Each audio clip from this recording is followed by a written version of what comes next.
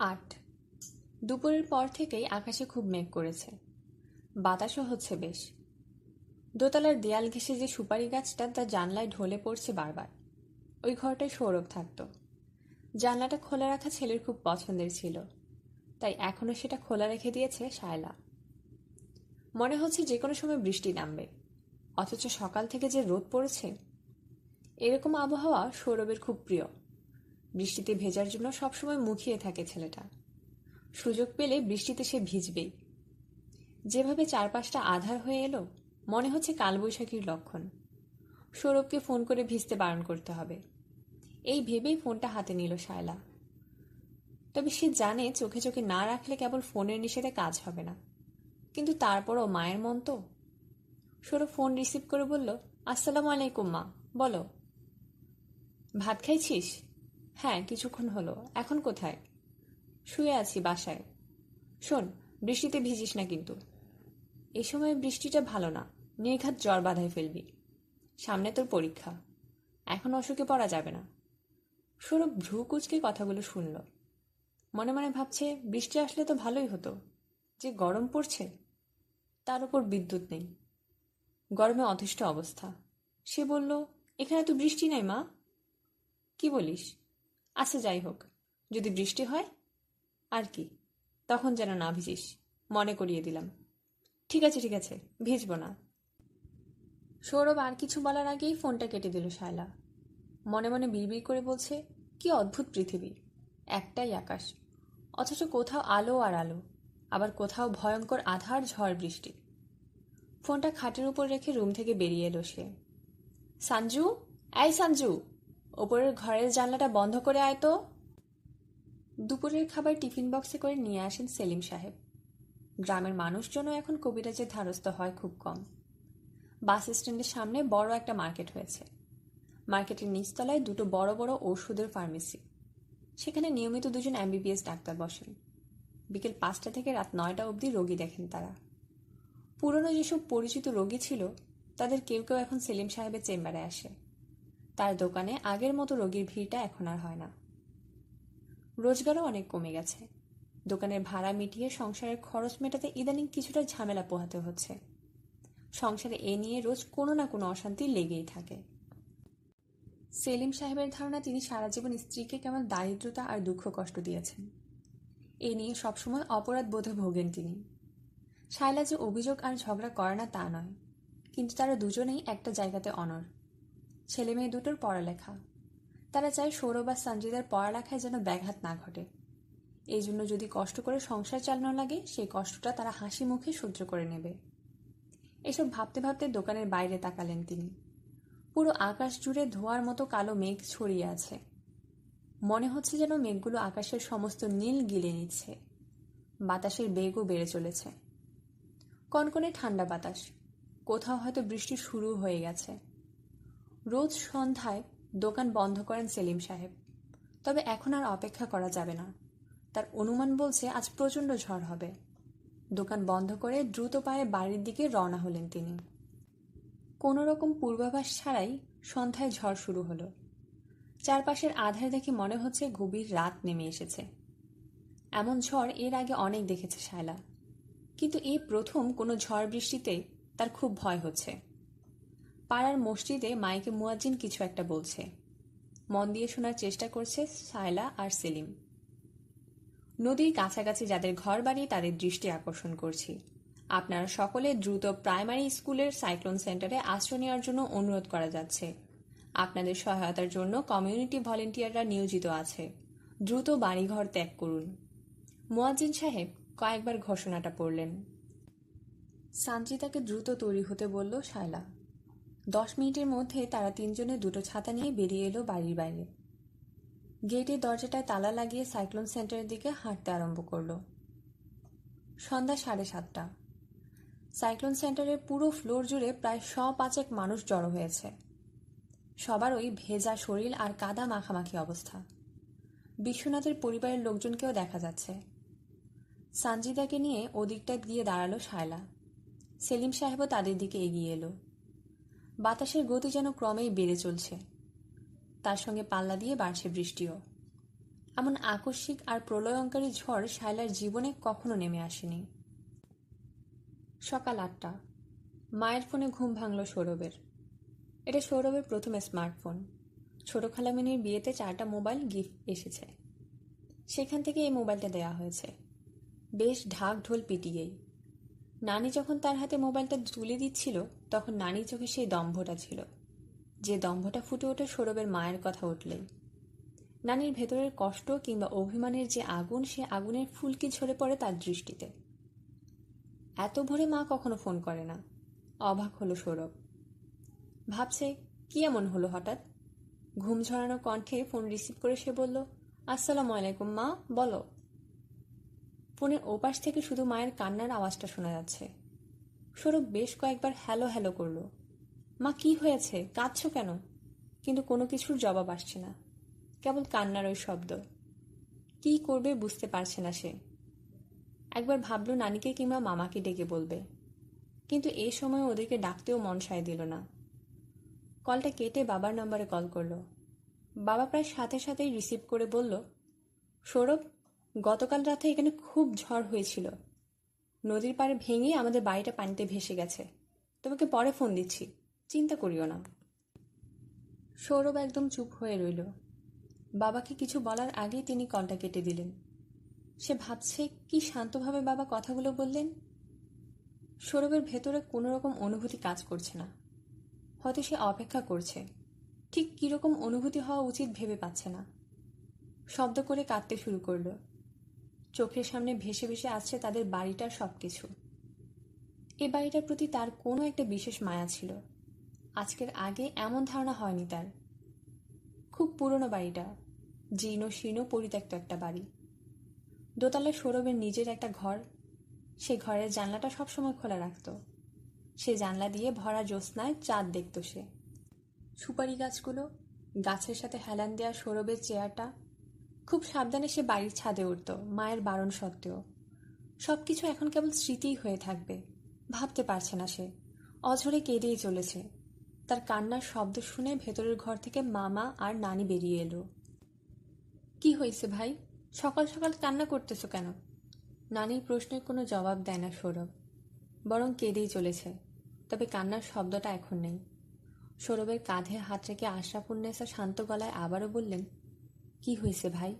না বললে বুঝবো কিভাবে? এভাবে কান্না করিও না।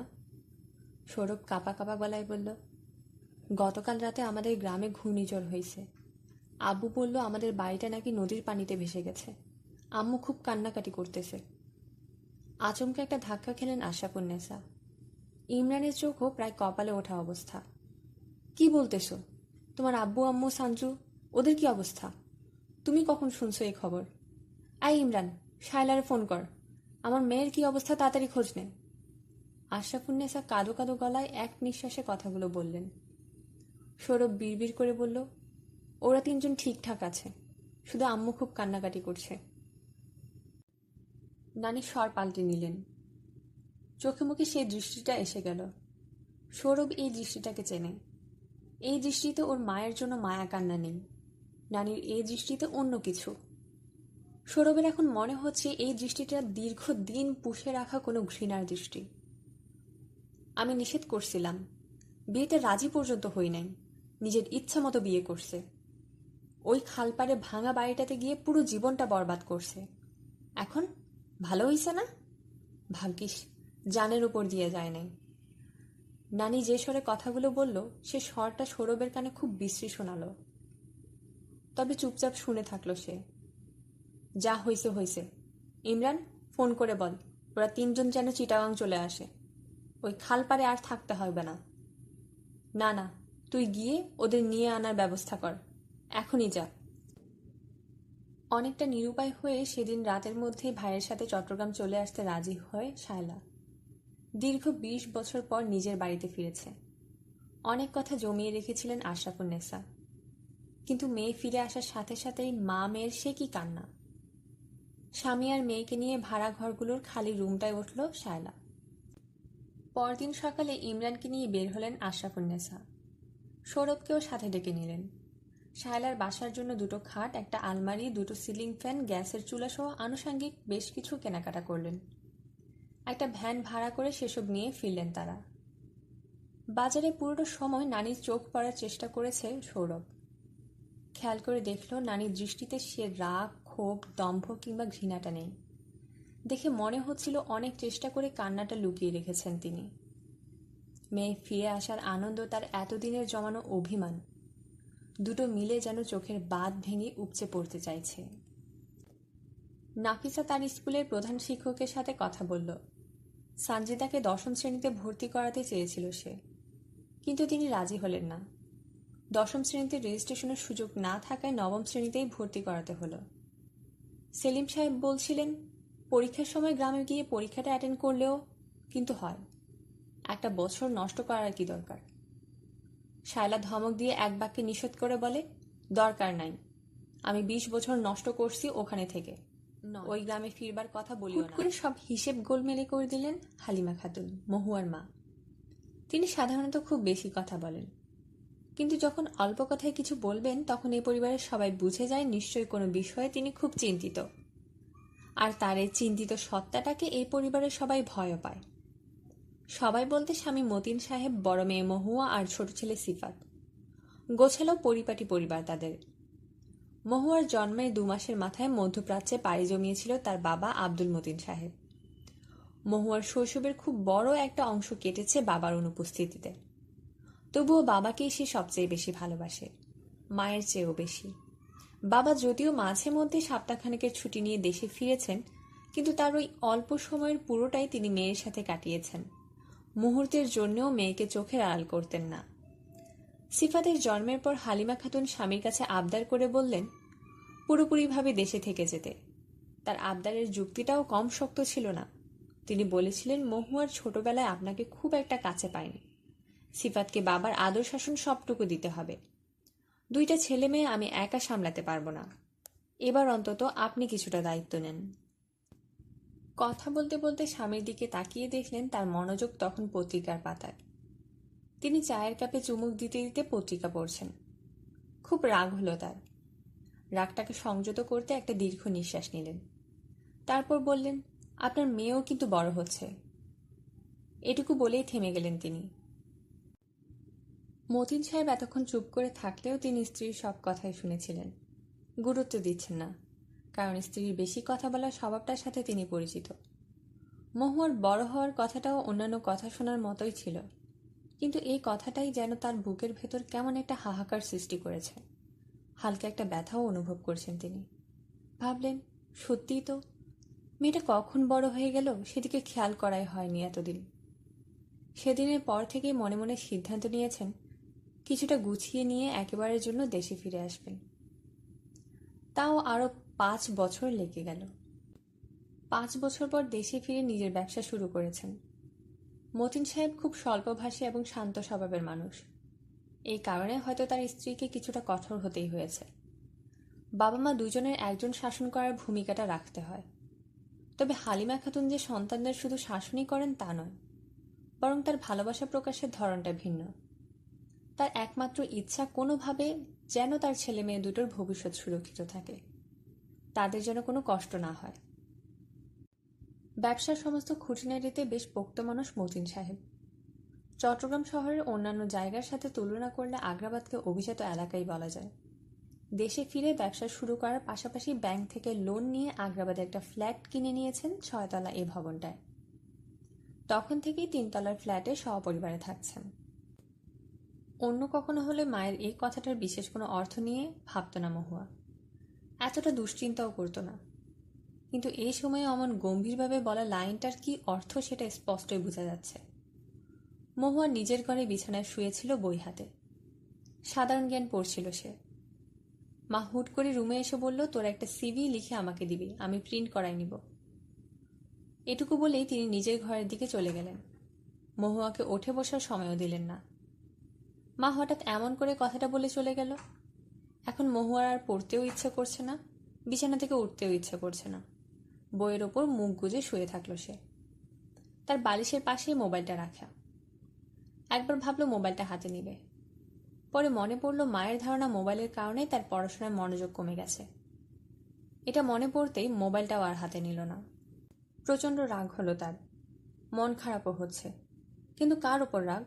মায়ের ওপর? একদমই না। নিজের ওপর কিংবা অন্য কারো ওপর রাগ হলে সে কান্নাকাটি করে, এখন সেটাও পারছে না।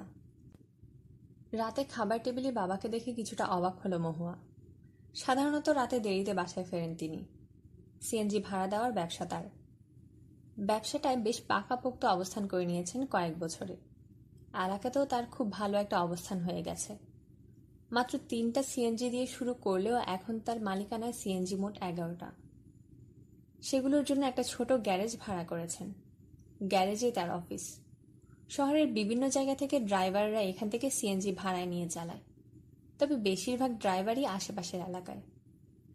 গাড়ির মেরামত ও অন্যান্য সব কাজের জন্য দুজন লোকও রেখেছেন, রুস্তম মিয়া আর সালাম। গ্যারেজ শুরুর প্রথম দিন থেকেই রুস্তম মিয়া মতিন সাহেবের সাথে আছে। সালাম যোগ দিয়েছে 2 মাস হলো। রুস্তমের গ্রামের ছেলে, সেই সাথে করে নিয়ে এসেছে। গ্যারেজের টুকটাক কাজগুলো করে সালাম, সাথে সিএনজি চালানোটাও একটু একটু শিখেছে। রাতের খাবারটা বাসা থেকে নিয়েই বের হন প্রতিদিন, কিন্তু আজ খাবার টেবিলে সবাই উপস্থিত। ঘর জুড়ে পিনপর নীরবতায় একটা উত্তেজনা বিরাজ করছে। সেই নীরবতা ভেঙে হালিমা খাতুন বললেন, মেয়ের বিয়ে দেব আমি, পড়াশোনা করতে চাইলে বিয়ের পরও করতে পারবে। কথাটা শুনে সিফাত চোখ বড় বড় করে মায়ের দিকে তাকিয়ে রইল, কিন্তু মহুয়া কোনো রকম প্রতিক্রিয়া দেখালো না। সে যেমন বসেছিল তেমনই রইল, নিরাবেগ নিষ্পলক, যেন কিছুই শোনেনি। আসলে মা যখন সিবি চেয়েছিল, সে তখনই বিয়ের ব্যাপারটা আজ করতে পেরেছে। তাছাড়া সে জানেও না এই অবস্থায় কেমন প্রতিক্রিয়া হওয়া উচিত। তবে বুকের ভেতর একটা অস্বাভাবিক ব্যথা অনুভব করতে পারছিল, যেন বুকটা মরুভূমির মতো খা খা করছে। কোথাও কেউ নেই, কোথাও পালাবারও জায়গা নেই। আর সে পালাবেই বা কেন?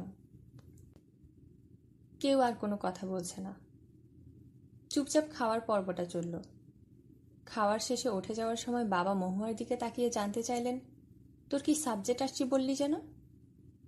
অ্যাকাউন্টিং, নিচু স্বরে জবাব দেয় মহুয়া।